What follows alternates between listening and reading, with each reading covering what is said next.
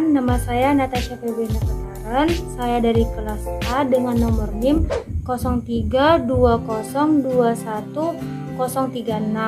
Di mana di sini saya akan menjelaskan anatomi dan fisiologi dari sistem pencernaan. Terlebih dahulu kita harus mengetahui apa saja organ-organ yang ada pada sistem pencernaan beserta anatominya.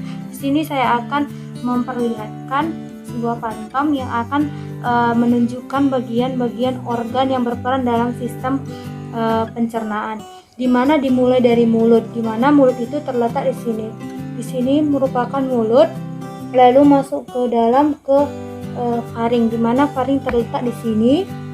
Selanjutnya masuk ke dalam epiglotis, di mana epiglotis itu terletak di sini. Lalu kita masuk ke lambung, di mana lambung itu terletak di sini. Ini merupakan lambung. Selanjutnya kita masuk ke usus halus, di mana usus halus ini terbagi menjadi 3. Yang pertama duodenum terletak di sini. Selanjutnya jejunum terletak di sini, dan ilium terletak di sini. Selanjutnya selain usus halus ada juga usus besar, di mana usus besar itu terletak pada di sini. Ini di sebelah kanan dan sebelah kiri. Dan yang selanjutnya organ yang terakhir ialah sakrum dan anus, di mana terletak di sebelah sini.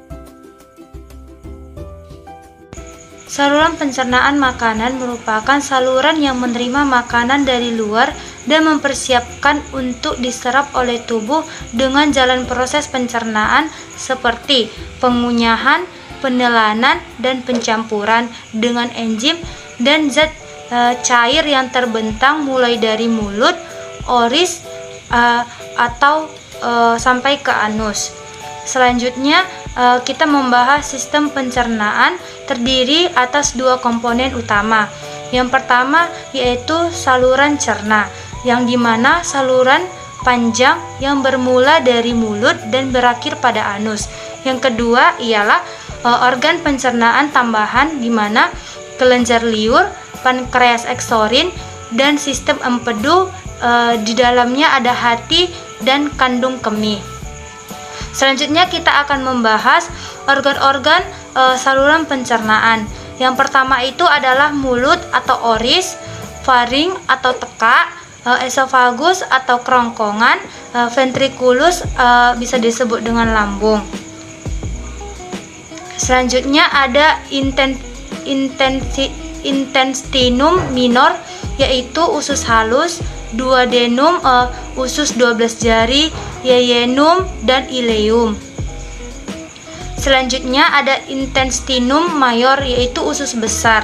Di dalamnya itu ada cecum, colon ascendens, colon transversum, colon descendens, colon sigmoid.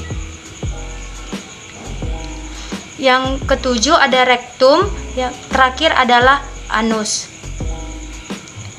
Kita mulai dari organ yang pertama, di mana itu mulut. Mulut merupakan pintu masuk ke saluran pencernaan. Di dalam mulut itu ada palatum, terdiri atas palatum durum dan palatum mole. Fungsi palatum memisahkan mulut dan hidung, atau mulut dari hidung. Selanjutnya bibir, memiliki fungsi berperan dalam artikulasi dan reseptor sensori. Selanjutnya ada gigi. Gigi berperan dalam proses pengunyahan yang terdiri atas menghancurkan makanan dan mencampurkan makanan dengan air liur kita. Selanjutnya itu ada tosil, di mana tosil ini berperan dalam sistem pertahanan tubuh. Selanjutnya ada lidah, di mana lidah kita ini berfungsi dalam proses pengunyahan, menelan, berbicara, dan pengecapan, di mana pengecapan ini memiliki reseptor pengecap. Lidah itu terbagi atas 3 bagian, di mana yang pertama itu radix lingual atau pangkal lidah, yang kedua dorsum lingual, yaitu punggung lidah, dan yang terakhir apex lingual, itu ujung lidah. Selanjutnya uvula. Uvula berfungsi untuk menutup saluran hidung ketika kita makan. Organ yang kedua ialah faring, di mana kita akan membahas lebih jauh mengenai faring. Faring adalah rongga di belakang tenggorokan. merupakan saluran bersama untuk sistem saluran pencernaan.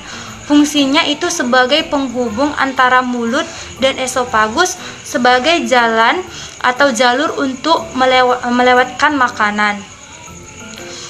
Proses motilitas yang berkaitan dengan faring dan esofagus adalah menelan.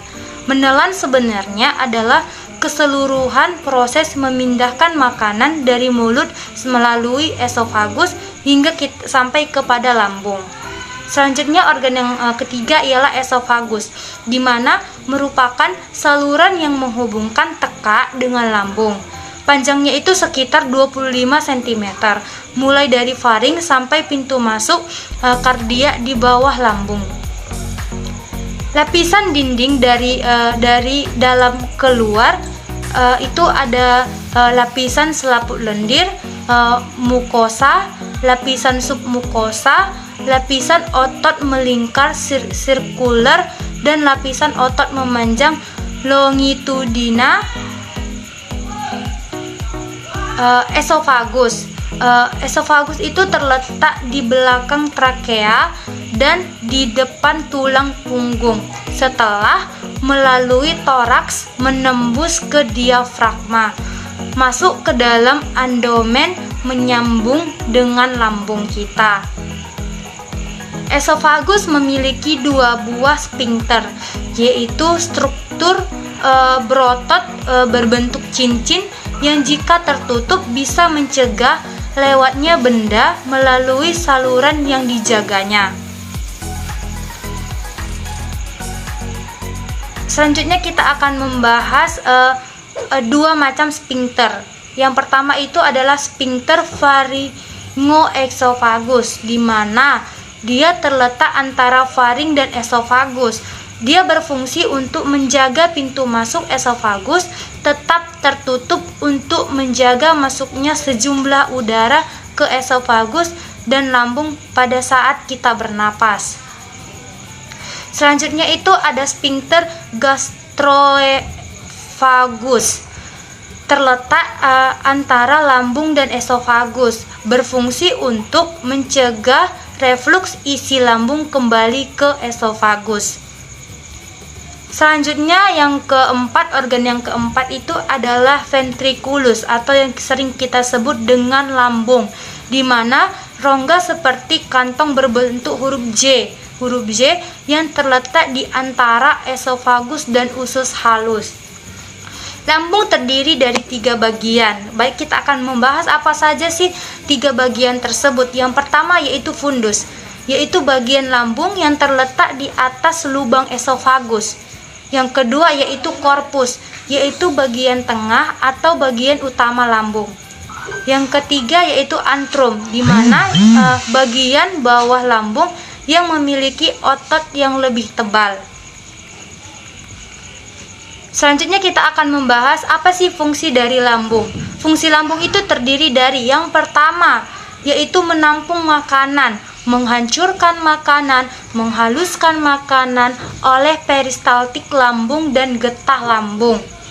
Yang kedua kita akan membahasnya itu getah cerna lambung yang dihasilkan. Kita akan membahas apa saja sih getah cerna lambung itu. Yang pertama yaitu pepsin, yang berfungsi memecahkan putih telur menjadi asam amino atau disebut sebagai albumin atau pepton. Yang kedua yaitu asam garam atau yang disebut dengan HCl, di mana fungsinya mengasamkan makanan sebagai antiseptik dan disinfektan dan membuat suasana asam pada pepsinogen sehingga menjadi pepsin. Yang ketiga yaitu renin, di mana fungsinya sebagai ragi yang membekukan susu dan membentuk kasein dari kasinogen atau kasinogen dan protein susu. Selanjutnya lapisan lambung yang jumlahnya sedikit memecah menjadi lemak, menjadi asam lemak yang merangsang sekresi getah lambung. Selanjutnya itu fungsi yang ketiga yaitu menyimpan makanan yang masuk hingga makanan dapat disalurkan ke dalam usus halus. Yang kelima adalah organ yang kelima, di mana itu intestinum minor atau yang disebut dengan usus halus, di mana kita akan membahas apa sih duodenum. Duodenum itu disebut juga dengan usus 12 jari. Panjangnya itu sekitar 25 cm, berbentuk sepatu kuda melengkung ke kiri. Pada lengkungan ini terdapat pankreas, dan bagian kanan duodenum ini terdapat selaput lendir yang membukit disebut papilla vateri. Selanjutnya itu kita akan membahas empedu. Empedu dibuat di hati untuk dikeluarkan ke duodenum melalui ductus choledochus yang berfungsi mengemulsikan lemak dengan bantuan lipase atau enzim lipase. Pankreas juga menghasilkan amilase yang berfungsi mencerna hidrat arang menjadi disakarida, dan tripsin yang berfungsi mencerna protein menjadi asam amino atau albumin dan polipeptika. Dinding duodenum mempunyai lapisan mukosa yang banyak mengandung kelenjar yang disebut kelenjar Brunner, berfungsi untuk memproduksi getah intestinum. Selanjutnya yeyenum dan ileum, di mana mempunyai panjang sekitar 6 meter. 2/5 bagian atas adalah yeyenum dengan panjang sekitar 2-3 meter, dan ileum dengan panjang sekitar 4-5 meter.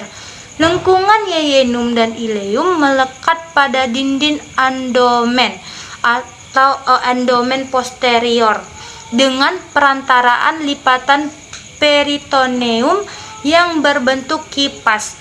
Kita kenal sebagai mesenterium. Kita akan membahas fungsi usus halus. Itu ada banyak. Yang pertama yaitu menerima zat-zat makanan yang sudah dicerna untuk diserap melalui kapiler-kapiler darah dan saluran-saluran limfe. Yang kedua, menyerap protein dalam bentuk asam amino. Yang ketiga yaitu karbohidrat diserap dalam bentuk emulsi atau lemak.